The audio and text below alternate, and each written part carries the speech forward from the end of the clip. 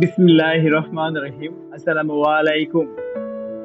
আশা করি আপনারা সকলেই ভালো আছেন। আমিও আপনাদের দোয়ায় অনেক ভালো আছি।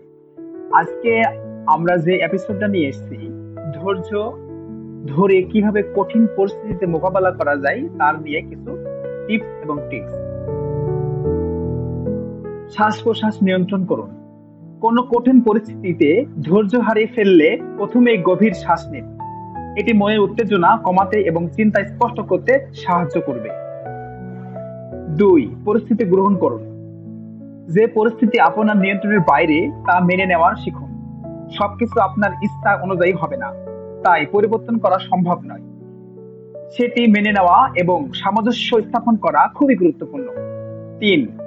ছোট্ট লক্ষ্য মনোযোগ দিন।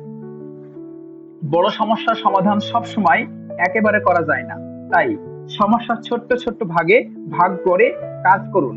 প্রতিটি ছোট্ট সাফল্য ধৈর্য বজায় রাখতে সাহায্য করে। সময়কে সম্মান করুন। ধৈর্য শিখতে হলে সময়ের মূল্য শিখতে হবে। সবকিছু সময় নিয়ে ঘটে। তাড়াহুড়ো করলে ভুল হওয়ার সম্ভাবনা বাড়ে, তাই সময়ের সাথে তাল মিলিয়ে চলুন।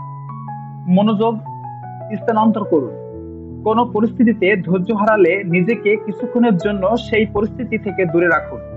অন্য কোনো কাজে মনোযোগ দিন, যেমন বই পড়া, হাঁটাহাঁটি, গান শোনা বা প্রিয় কারো সাথে কথা বলা।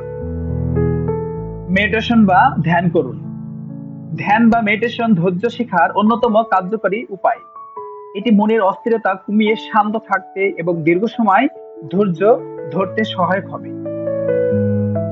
7. ধৈর্যের কারণ চিহ্নিত করুন। যখনই অধৈর্য লাগে খেয়াল করুন কেন এমন হচ্ছে, কি কি কারণে আপনি ধৈর্য হারাচ্ছেন। কারণগুলো চিহ্নিত করে সেগুলোর উপর কাজ করুন। 8. ইতিবাচক মনোভাব বজায় রাখুন। নেতিবাচক চিন্তা ধৈর্য নষ্ট করে দেয়, তাই সবসময় ইতিবাচক দিকটা খুঁজে বের করার চেষ্টা করুন। মনে রাখবেন প্রতিটি পরিস্থিতিই ভালো দিক থাকে। দীর্ঘমেয়াদী চিন্তা করুন। সমসাময়িক সমস্যা বা কষ্টে ধৈর্য হারাবেন না, বরং দীর্ঘমেয়াদী ফলাফলের কথা ভেবেই ধৈর্য ধরে থাকুন।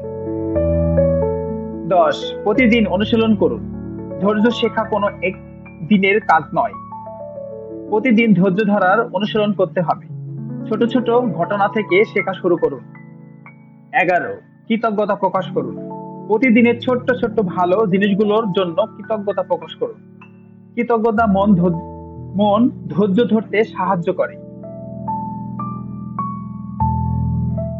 এগুলো ধৈর্য ধরার বা শেখার কিছু কার্যকরী উপায়, যা আপনার জীবনে প্রয়োগ করে আপনি ধৈর্যশীল হতে পারেন। মনে রাখবেন ধৈর্য হলো মানসিক শক্তি, যা সময়ের সাথে সাথে বাড়ে। সুতরাং ধৈর্য ধরতে শিখুন এবং ধীরে ধীরে এটি আপনার জীবনের অংশ করে তুলুন। আজকে এই পর্যন্তই। নতুন কোনো এপিসোডে আবারও হাজির হব। সেজন্য নতুন নতুন কোনো এপিসোড দেখতে চাইলে বা শুনতে চাইলে আমাদের চ্যানেলটিকে লাইক, কমেন্ট, শেয়ার করবেন এবং অন্যদের বন্ধুদেরকে দেখার জন্য সুযোগ করে দিবেন। ততক্ষণ পর্যন্ত ভালো থাকবেন, সুস্থ থাকবেন, নিজের শরীরের প্রতি খেয়াল রাখবেন। Take care in your health. Good bye. Allah হাফেজ।